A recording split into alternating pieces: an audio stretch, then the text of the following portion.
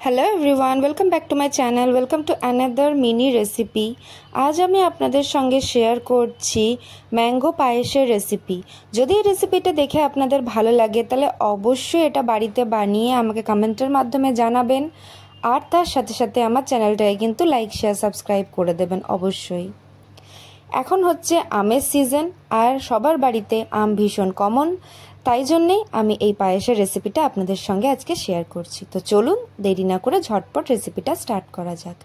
এখানে আমি একটা বাটিতে 4টে হিমসাগর আম নিয়েছিলাম, আর ওটাকে হাতের সাহায্যে খুব ভালো করে পাল্পটা বার করে নিয়েছিলাম আঠিগুলোকে সরিয়ে। তারপরে গ্যাসের ফ্লেমটাকে একদম লোতে রেখে আমি এখানে একটা কড়াইয়ের মধ্যে পুরো পাল্পটাকে দিয়ে দিয়েছি।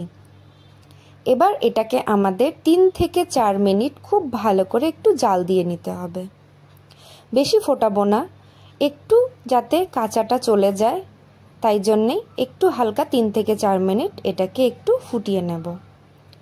এটা ফোটাবার একটাই রিজন, সেটা হচ্ছে যদি কোনো কারণেও 1-2টো আম টক রয়ে যায়, তাহলে যখন পায়েসটা আমাদের কমপ্লিট হয়ে যাবে আর যখন আমের এই পুরো পাল্পটা মেশাবো আমরা, তখন যাতে দুধটা না ফেটে যায়, তাই জন্যেই একটু হালকা জাল দিয়ে নেওয়া।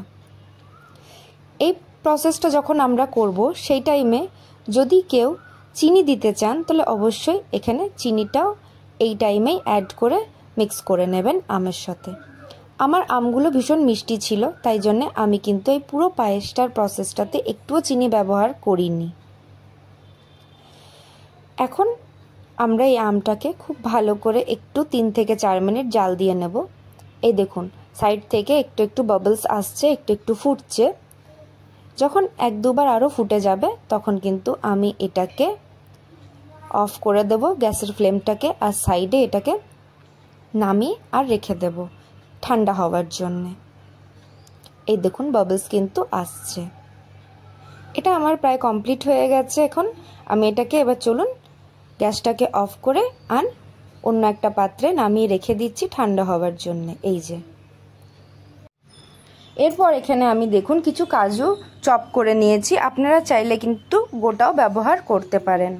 আর যেই কড়াইটাতে আমটাকে আমি ফুটিয়েছিলাম সেই কড়াইটার মধ্যেই 1 টিস্পুন মতন ঘি দিয়েছি, আর এই ঘিটা একটু সামান্য গরম হলে আমি কাজুগুলোকে হালকা লাল লাল করে ভেজে নেব।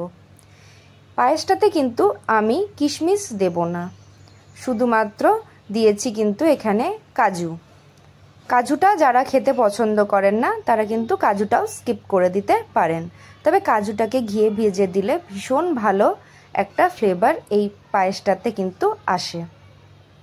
দেখুন আমার কাজুটা হালকা ভাজা হয়ে গেছে, আমি তুলে নিয়েছি, আর যেইটুকু ঘি বেঁচে ছিল সেটার মধ্যেই কিন্তু দুধটাকে দিয়ে দিলাম।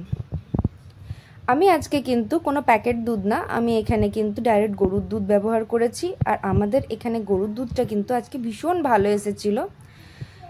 দেখুন আপনাদেরকে দেখাচ্ছি কতটা সর পড়েছে গরুর দুধের উপরে, পুরো মলাইটা কিন্তু একদম জমে আছে। দুধটাকে ঘিটার সঙ্গে খুব ভালো করে মিশিয়ে নেব আর একটু গরম হওয়া অবধি অপেক্ষা করব। তারপরে এর মধ্যে আমি দিয়ে দেব ভিজিয়ে রাখা গোবিন্দভোগ আতপ চাল। এখানে আমি একটুখানি দুধটাকে খুব ভালো করে খুন্তির সাহায্যে নাড়িয়ে নিচ্ছি। আর এর মাঝে আরও একবার বলে দিই, যদি এই রেসিপিটা দেখে আপনাদের ভালো লাগে তাহলে কিন্তু অবশ্যই অবশ্যই বাড়িতে বানাবেন। আপনারা যদি বাড়িতে বানিয়ে ট্রাই করে আমাকে না জানান কমেন্টের মাধ্যমে, তাহলে কিন্তু আমি বুঝতে পারবো না যে রেসিপিগুলো কেমন হচ্ছে। তো চলুন আবার রেসিপিতে ফেরা যাক।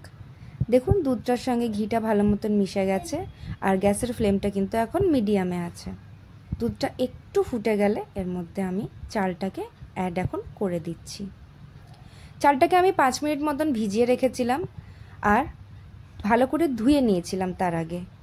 তারপরে যখন ভিজিয়েছিলাম সেই জলটার সঙ্গে কিন্তু আমি চালটাকে এখানে দিয়ে দিয়েছি। এরপর ফ্লেমটাকে আমি একটু বাড়িয়ে নেব আর দিয়ে দেব একটা গোটা তেজপাতা। আমি এখানে তেজপাতাটাকে একটু ভেঙে নিয়েছি, 2 টুকরো করে নিয়েছি। শুধু তেজপাতাই এখানে ব্যবহার করব, আর কিন্তু আমি এখানে কোনো এলাচের ফ্লেভার ব্যবহার করব না। তার কারণ হচ্ছে এলাচ দিলে আমের যে একটা গন্ধ থাকে সেটা কিন্তু চলে যাবে। ফ্লেমটাকে একটু বাড়িয়ে কমিয়ে ভালো করে চালটা সিদ্ধ হওয়া অবধি এখন আমাদেরকে অপেক্ষা করতে হবে। আমি আরও একবার এখানে মাঝখানে বলে দিচ্ছি, আমি কিন্তু এই পুরো পায়েসটার মধ্যে চিনি ব্যবহার করছি না।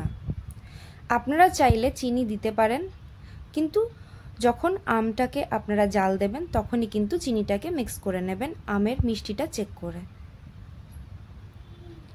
দেখুন দুধটা আমার এখানে ফুটছে আর একদম ঘন হয়ে এসছে। চালটা সিদ্ধ হবার শুধু অপেক্ষা করতে হবে আমাদেরকে। চালটা সিদ্ধ হতে প্রায় আমাদের এখানে 45 থেকে 50 মিনিট মতন সময় লাগবে। ভালো করে ঘন হয়ে গেলে দুধটা আর পায়েসটা ভালো মতন হয়ে গেলে তারপরেই আমি গ্যাসের ফ্লেমটা অফ করে পায়েসটাকে ঠান্ডা করে তারপরে আমের পাল্পটা মিক্স করব। দেখুন অনেকটা ঘন হয়ে গেছে, প্রায় 80% মতন হয়ে গেছে। এই পর্যায়ে গিয়ে আমরা এখানে ভেজে রাখা কাজুগুলোকে দিয়ে দেব। এখন আমি এখানে ভেজে রাখা কাজুগুলোকে সম্পূর্ণভাবে দিয়ে দিলাম আর খুব ভালো করে মিক্স করে নেব। আর বাকি যেটুকু আছে সেটুকু প্রসেসটা কমপ্লিট করে নেব। প্রায় আমাদের কিন্তু পায়েসটা রেডি হয়ে গেছে। দেখুন একদম ঘন হয়ে গেছে আর চালটাও খুব ভালো মতনই কিন্তু এখানে সিদ্ধ হয়ে গেছে। এবার কিন্তু একবার চেক করে নেব যে চালটা সিদ্ধ হয়ে গেছে কিনা। যদি সিদ্ধ হয়ে যায় গ্যাসের ফ্লেমটাকে অফ করে দেব। আমি এখানে ফ্লেমটা অফ করে দিলাম। এরপর ঠান্ডা হয়ে গেলে মিক্স করে দেব ওই আমের পাল্পটা। তাহলেই কিন্তু আমাদের রেডি হয়ে যাবে আমের পায়েস। এখানে কোনো ফুড কালারও দেব না আমি। দেখুন অটোমেটিক্যালি মিক্স করলে কিন্তু একটা হলদে কালার এসে যাবে।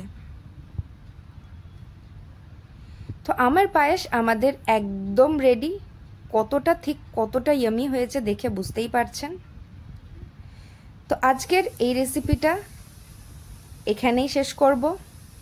যদি এই রেসিপিটা আপনাদের ভালো লাগে তাহলে কিন্তু অবশ্যই বাড়িতে ট্রাই করবেন আর আমাকে কিন্তু জানাবেন। দেখুন যত ঠান্ডা হচ্ছে তত কিন্তু এটা কালারটা চেঞ্জ হচ্ছে।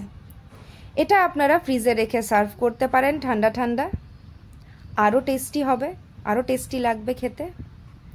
তো চলুন আজকের জন্য এইটুকুই। Tata, by.